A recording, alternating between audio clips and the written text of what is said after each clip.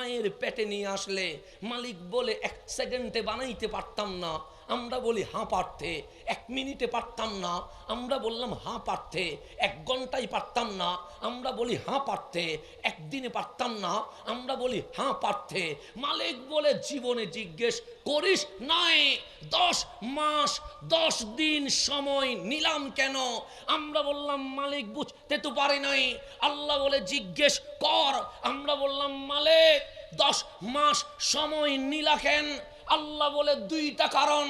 1 number, আসমান ও জমিন যা আছে, যা দেখা যায়, যা দেখা যায় না, সবগুলো কোন হয়ে যা ফায়াকুন অটোমেটিক হয়ে গেছে। হুকুম দিয়া, অর্ডার দিয়া, আদেশ দিয়া সমস্ত মাখলুকাত বানাইছি, কিন্তু তোরে আদেশ দিয়ে নয়, হুকুম দিয়ে নয়, অর্ডার দিয়ে নয়। মালিক কিভাবে বানালা? আল্লাহ বলেন হুয়াল্লাযী ইউসাফফিরুকুম ফিল আরহামি কাইফা ইয়াশা। আমি মালিক তোকে তোর মায়ের পেটে আমার কুদরতি হাত দিয়ে বানিয়ে দিয়েছে। তাহলে আমাদের দাম আছে না নাই? আমাদের কোয়ালিটি আছে না নাই? আল্লাহ বলেন বান্দা সবগুলো বানাইছি হুকুম করে, অর্ডার করে, আদেশ করে, কিন্তু তোমারে বানাইছি হুয়াল্লাযী, তিনি সেই আল্লাহ, ইউসাফফিরুকুম তোমাদের অবয়ব দিয়েছেন, ফিল আরহামি মায়ের পেটে, কাইফা ইয়াশা যেভাবে তিনি চেয়েছেন। আমার মালিক বলে 10 মাস 10 দিন চুল থেকে নখ পর্যন্ত আমি আল্লাহ আমার কুদরতি হাত দিয়ে সাজিয়ে যেদিন বান্দাকে আমার চোখে সবচেয়ে সুন্দর মনে হয়েছে সেদিন বান্দাকে জমিনের মাঝে পাঠিয়ে দিয়েছে। তাহলে আল্লাহ মানুষকে আদর করে বানাইছে, কথা ঠিক নেই? এতে কোনো সন্দেহ আছে? যেমন বাংলাদেশে অনেক সুন্দর সুন্দর জিনিস আছে না নাই? যেমন আমি মানিকগঞ্জে আসলাম, আমারে এক ভাই বলল চট্টগ্রাম সুন্দর। আমি বললাম বুঝলেন কেমনে? যে হুজুর কক্সবাজার আছে, সেন্ট মার্টিন আছে, রাঙ্গামাটি আছে, বান্দরবন আছে, খাগড়াছড়ির সবুজ শ্যামল পাহাড় আছে, এটা বড় চমৎকার লাগে। আমি সিলেটে গেলাম, বললাম সিলেট সুন্দর। সিলেটবাসী বলল কেন? আমি বললাম সুন্দর চা বাগান আছে, জাফলংয়ের পানি পাথরের উপর যায়, কত সুন্দর লাগে। নেপালের মানুষকে পেলাম, বললাম নেপাল সুন্দর। ও বলল কেন? আমি বললাম হিমালয় আছে। হিন্দুস্তানের মানুষ পাইলাম, বললাম হিন্দুস্তান সুন্দর। ও বলে কেন? বললাম তাজমহল আছে। মিশরে গেলাম, বললাম মিশর সুন্দর। ও বলে কেন? আমি বলি পিরামিড আছে, নীলনদ আছে। আমেরিকা ইউরোপে গেলাম, বললাম ইউরোপ সুন্দর। ওরা বলল কেন? বললাম সুন্দর সুন্দর বিল্ডিং আছে। আমার মালিক বলে কি নিয়ে আলোচনা হচ্ছে? আমরা বললাম সুন্দর নিয়ে আলোচনা হচ্ছে। কি বলতে চাস? আমরা বললাম মালিক কক্সবাজার সুন্দর, সেন্ট মার্টিন সুন্দর, রাঙ্গামাটির পাহাড় সুন্দর, নেপালের হিমালয় সুন্দর, সিলেটের চা বাগান সুন্দর, মিশরের নীলনদ সুন্দর। মালিক জিজ্ঞেস করছে কে বানিয়েছে? আমরা বললাম আমার আল্লাহ বানিয়েছে। আল্লাহ বলে আমারে তো জিজ্ঞেস করিস নাই কোন জিনিস সুন্দর। আমরা বললাম মালিক কোন জিনিস সুন্দর? আমার মালিক বলে কক্সবাজার সুন্দর লাগে নাই, সেন্ট মার্টিন সুন্দর নয়, বান্দরবন রাঙ্গামাটির পাহাড় সুন্দর নয়, সিলেটের জাফলং সুন্দর নয়, নেপালের হিমালয় সুন্দর নয়, সিলেট সেই মিশরের নীলনদ সুন্দর নয়। আমরা বললাম মালিক তাহলে সুন্দর কি? আল্লাহ বলে ওয়াত্তিন, 3 ফলের কসম, ওয়াজ্জাইতুন, জাইতুন অলিভ অয়েলের কসম, ওয়াতুরে সিনিন, সাইনা পর্বতের কসম, ওয়াহাযাল বালাদিল আমিন, মক্কা নগরীর কসম। যেই মালিক কসম করে না সেই মালিক বলছে 3-এর কসম, জাইতুনের কসম, তুরে সাইনার কসম, মক্কা নগরীর কসম। 4 কসম করে আল্লাহ বলছেন লাকাদে খালাকনাল ইনসানা ফি আহসানি তাকভীম। আমি আল্লাহ আমার বান্দার চেয়ে সুন্দর আর কিছু বানাই নাই। ঘোষণা দিয়েছেন কে? আল্লাহ বলছে মানুষের চেয়ে সুন্দর আল্লাহ আর কিছু বানায়। সেই জন্য মানুষ তাকিয়ে তাকে সৃষ্টির দিকে, আর মালিক বলে তুই কত সুন্দর। আমি তাকিয়ে তাকি বান্দা কখন মসজিদে এসে মাথাটা নোয়াইয়া সুবহান রব্বিয়াল আলা বলে আমারে ডাকবে। তাহলে আমরা দামি, এতে কোনো সন্দেহ আছে? আছে। তা আমার মালিক বলছে, 1 নাম্বার, তোকে মায়ের পেটে এনেছি, সব বানাইছি হুকুম করে, আর তোরে বানাইছি কুদরতি হাত দিয়ে। 2 নাম্বার, মায়ের পেট বড় না ছোটো? আমরা বললাম ছোটো। মালিক বলে তোর পেট আছে? আমরা বললাম আছে। সন্তান হবে? আমরা বলি না, ওখানে পাথর রাখা যায়। আমরা বলি রাখা যায় না। 10-20 গ্রাম পাথর পেটে হলে ব্যথায় ঘুমানো যায় না। অপারেশন করার পরে পাথরগুলো এনে এইভাবে পানির ভেতর রেখে বলে, তোমার পাথর হয়েছিল বিদায় ব্যথা লেগেছিল, আজ পাথর বের হয়ে গেছে, আর ব্যথা লাগবে। ছোট্ট পাথর পুরুষ মানুষ রাখতে পারে না, আর 1.5-2.5 কেজি জিন্দা মানুষ আমার আপনার মা রেখে দিয়েছে। কোন আওয়াজ করেছে? মায়ের পেটে আমার জায়গা হয়েছে, আপনার জায়গা হয়েছে। আমার 5 তলা বিল্ডিংয়ে আমার মায়ের জায়গা হয় নাই। মুসলমান মায়ের না খায়া কি খাবে? মুসলমান আজ অপদস্থ না হইয়া কি হবে?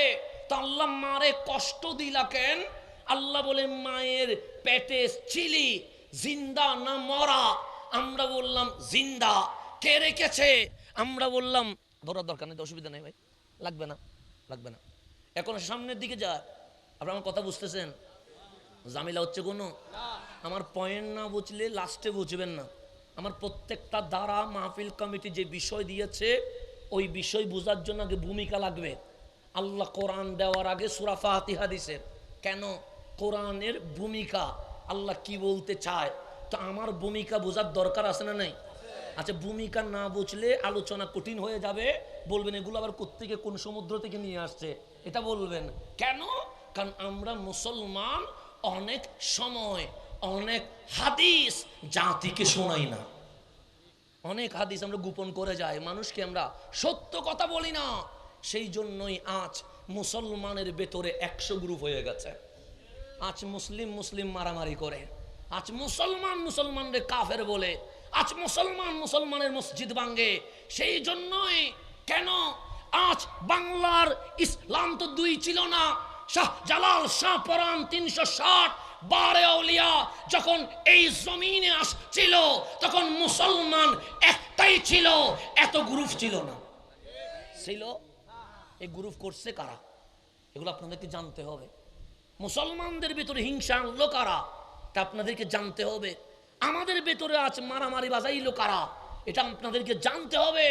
মুসলমান তো মায়ের জিনিস না, মুসলমান তো ভালোবাসার জিনিস। কথা ঠিক না? মুহাব্বতের জিনিস। আমার নবী দুনিয়াতে মারামারি করতে আসছে না মারামারি বন্ধ করতে আসছে? বন্ধ। রক্ত জড়াইতে আসছে না মানুষকে মানুষত্বের অধিকার দিতে আসছে? অধিকার দিতে আসছে। একটু গভীরভাবে খেয়াল করবেন। আমরা আল্লাহ বলে মায়ের পেটে মরা না জিন্দা? আমরা বললাম জিন্দা। আমার মালিক বলে যেই আল্লাহ মায়ের পেটে জিন্দা রাখতে পারে, সেই আল্লাহ মরার পর কবরেও জিন্দা রাখতে পারে। পারে কি পারে না? তো যেই আল্লাহ ছোট্ট পেটে জিন্দা রাখতে পারে, সেই আল্লাহ 3.5 হাত কবরের ভেতরেও জিন্দা রাখতে পারে কি পারে না? আমার রসুল বলেন, উম্মত মরার পর কেউ মিশে যায় না।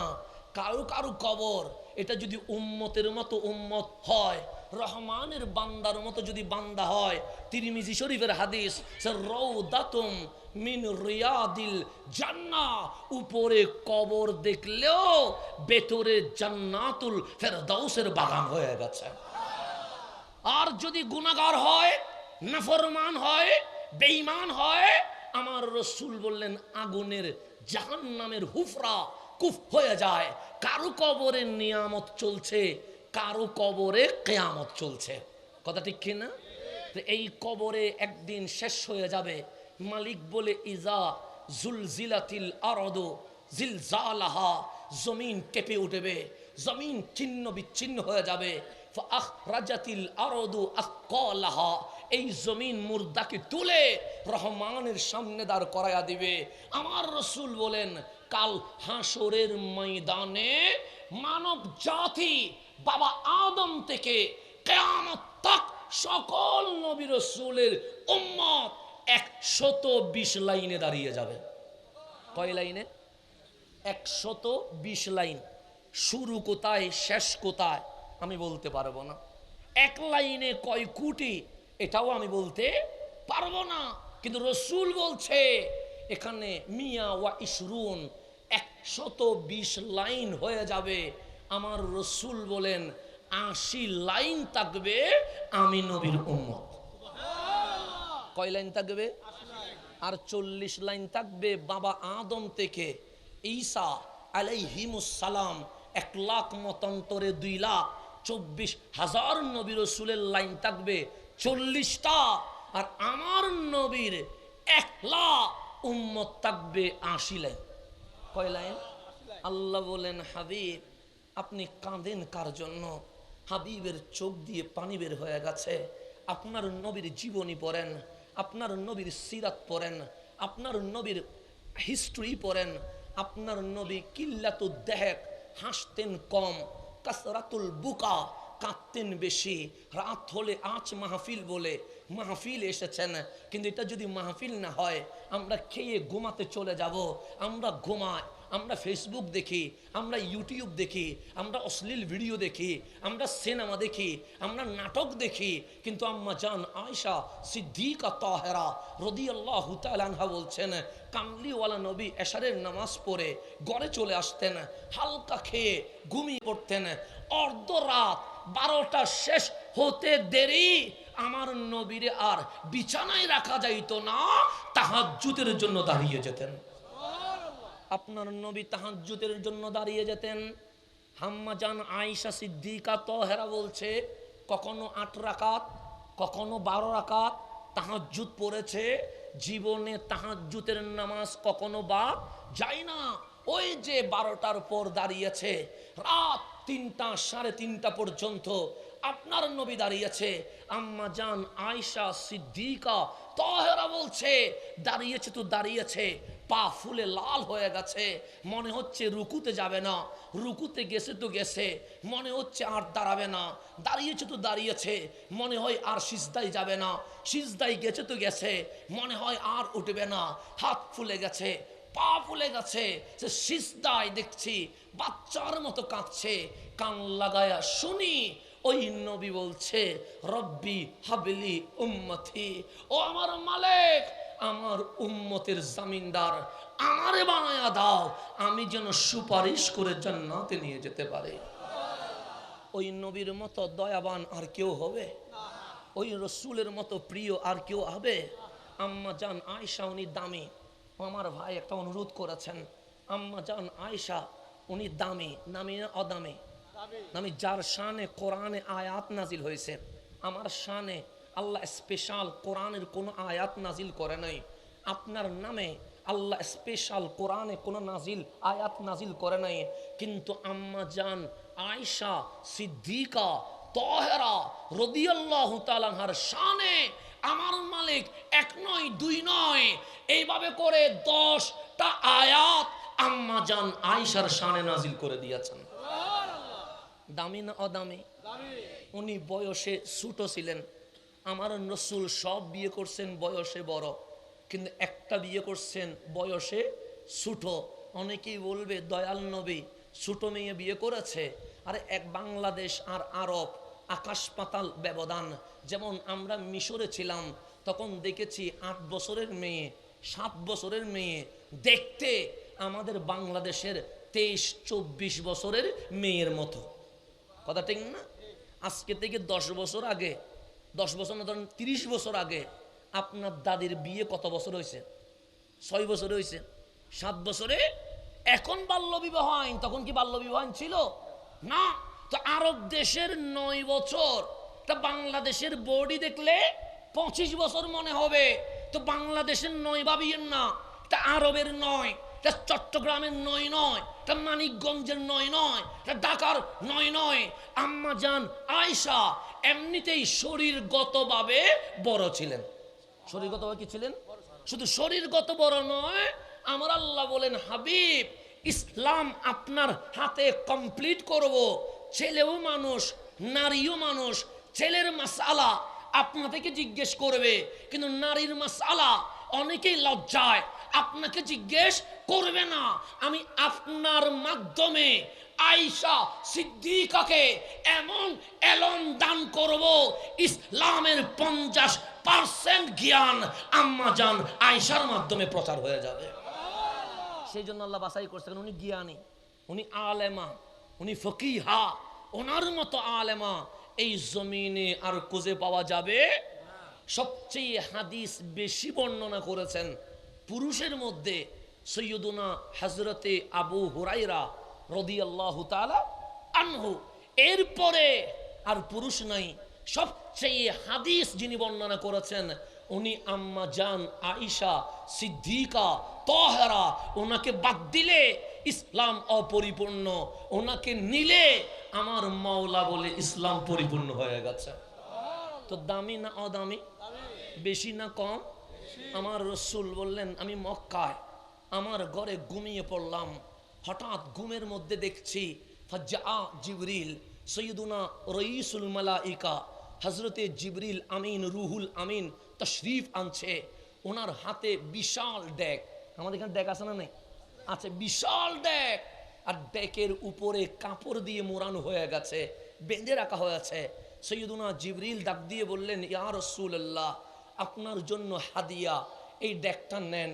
আমার কামলিওয়ালা ডেক্সিটা নিলেন, দেখলেন উপরে কাপড় দিয়ে মোড়ানো। আমার রসুল ডাক দিয়ে বললেন, জিবরিল, উপরে তো কাপড় দিয়ে মোড়ানো, ভিতরে কি? জিবরিল হাসি দিয়ে বললেন, নবী গো, হাদিয়া আমি আনি নাই, হাদিয়া দিছেন আল্লাহ, আমি পৌঁছায়া দিচ্ছি। আমার কাজ ভেতরে কি আছে এটা দেখা না, কারণ হাদিয়া দিয়েছেন কে? আল্লাহ। পৌঁছানোর দায়িত্ব আমার। তো আমি আপনার কাছে দিয়ে গেলাম, আমি চলে গেলে আপনি কাপড়টা তুলে দেখবেন ভিতরে কি আছে। জিবরিল চলে গেলেন, কামলিওয়ালা কাপড় তুলে দেখে ডেকের ভেতরে আম্মা জান আয়েশা বসে আছে। এটা বুখারীর হাদিস, আমি বানাইয়া বলতেছি না, এটা বুখারীর হাদিস যে আম্মা জান আয়েশা ভেতরে বসে আছে। আমার রসুলের ঘুম ভেঙে গেছে, ডাক দিয়ে বললেন, রহমান, কি স্বপ্ন দেখাইলা? জিবরিল ডেক নিয়ে আসলো, তুমি নাকি হাদিয়া পাঠাইলা। ডেকের ভিতরে ভাত নাই, চাউল নাই, তরকারি নাই, সবজি নাই, দেখি আয়েশা বসে আছে। স্বপ্নের ব্যাখ্যা কি? আমার মালিক বলেন, হাবিব, আমিন আল্লাহ আমার নবীর জন্য আয়েশাকে বিবি হিসেবে কবুল করে ফেলেছে। বিয়ের প্রস্তাব দিচ্ছি। বিয়ের প্রস্তাব দিয়েছেন কে? তো আমাদের ছেলেদের বিয়ে হলে বাবা মা মামা গঠক মেয়ের ঘরে কি নিয়ে যায়? প্রস্তাব নিয়ে যায়। এখন প্রস্তাব দিয়েছেন কে? কাকে? রহমতুল্লিল আলামিনকে। আমার রসুল বললেন, এখনো ফজরের আজান হয় নাই, আমি তাহাজ্জুদের নামাজ শেষ করেছি, যে ফজরের নামাজের প্রস্তুতি নিব। হঠাৎ আমার দরজায় কে জানি টাক টাক করছে। আমি গিয়ে দরজা খুলতে দেরি, দেখি আয়েশার আব্বা জান হযরতে আবু বকর সিদ্দিক দাঁড়িয়ে আছেন। সে কোনো ফজরের আজান হয় নাই, তার আগে দাঁড়িয়ে আছেন সিদ্দিকে আকবর, যাকে আমরা আবু বকর সিদ্দিক রাদিয়াল্লাহু তাআলা আনহু বলি। দামি না অদামি? বেশি না কম? কেমন দামি এটাও একটু কোরআন থেকে বুঝেন। আমি যদি কাঁদি, আমার বাবা বলবে, কাঁদিস না, আমি আছি তো। আমি যদি কাঁদি, আমার মা শাড়ির আঁচল দিয়ে আমার চোখের পানি মুছে দিয়ে বলবে, বাবা তোর আপন কেউ না থাকলেও আমি মা তো আছি। আমি যদি কাঁদি, আমার বন্ধু পিঠে হাত দিয়ে বলবে, কাঁদিস না বন্ধু, তোর বিপদে আমি আছি। আমরা কাঁদলে কখনো মা সান্ত্বনা দেয়, কখনো বাবা সান্ত্বনা দেয়, কখনো নানা নানি সান্ত্বনা দেয়, কখনো দাদা দাদি সান্ত্বনা দেয়, কখনো বন্ধু সান্ত্বনা দেয়।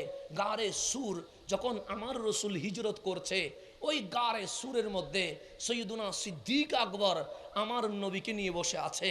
কামলিওয়ালা চেহারায় আনোয়ার সিদ্দিক আকবরের কুলে রেখে ঘুমিয়ে পড়লেন। আর সৈয়দুনা সিদ্দিক আকবর গুহার বাহিরে তাকিয়ে আছেন। দেখলেন শত্রু চলে এসেছে, তরবারি ঝনঝন করছে। এখন পেলে আমার নবীর গর্দান দুই ভাগ করে ফেলবে। ওরা শত শত জন, আর আমার নবী আর সিদ্দিক আকবর কয়জন? মক্কা থেকে মদিনা চলে যাচ্ছে, অস্ত্র নাই, তরবারি নাই, বোমা নাই, কারণ রসুল তো মারতে যাচ্ছে না, রসুল তো ইসলাম প্রচারের জন্য যাচ্ছে। কিন্তু আবু জেহেল চলে এসেছে, আবু লাহাব চলে এসেছে, উতবা সাইবা চলে এসেছে। কামলিওয়ালা নবীর পায়ের চিহ্ন ধরে ধরে গাড়ে সুর বরাবর চলে এসেছে। একজন আরেকজনকে বলল, পাওয়া মাত্র কোপানো শুরু করে দিব, গর্দান দুই ভাগ করে ফেলবো। সৈয়দুনা সিদ্দিক আকবর মনে মনে বলছেন, আমি আর রসুল এখানে দুজন, আমাদের মধ্যে অস্ত্র নাই, এই রসুলের জন্য আমি আবু বকর একবার কোন যদি শতবার নিজের জান দিতে হয়, আমার জান দিতে প্রস্তুত আছে।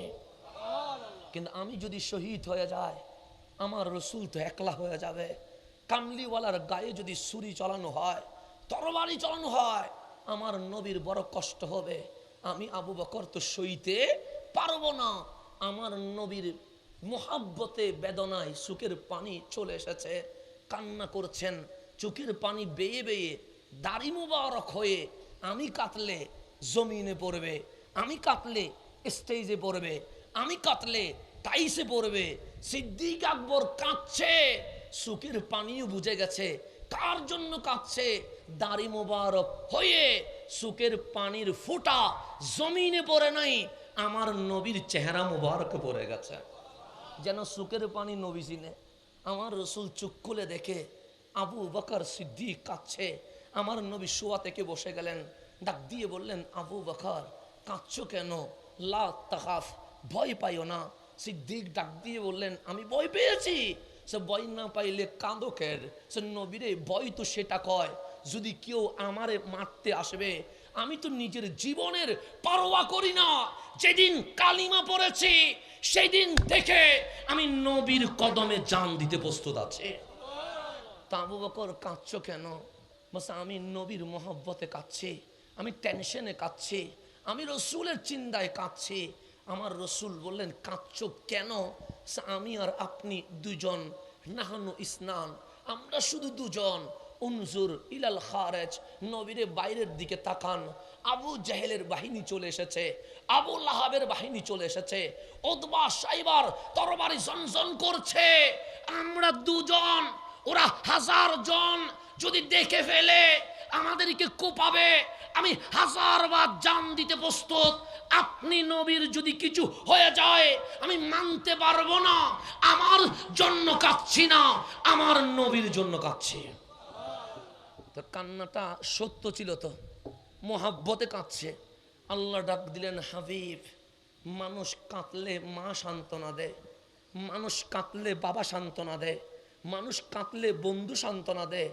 আবু বকর নিজের জন্য কাঁদে নাই, আবু বকর পরিবারের জন্য কাঁদে নাই, আবু বকর টাকা পয়সার জন্য কাঁদে নাই, আবু বকর তো নবীর জন্য কাঁদছে। আমার আবু বকরকে কেউ যেন সান্ত্বনা না দেয়। আমার রসুল বললেন, মাওলা মালিক আমার, আবু বকরকে সান্ত্বনা না দিলে ও তো কান্না বন্ধ করবে না। আমার মালিক বলে, আমি নিজেই সান্ত্বনা দেব। আবু বকর কাঁদিও না,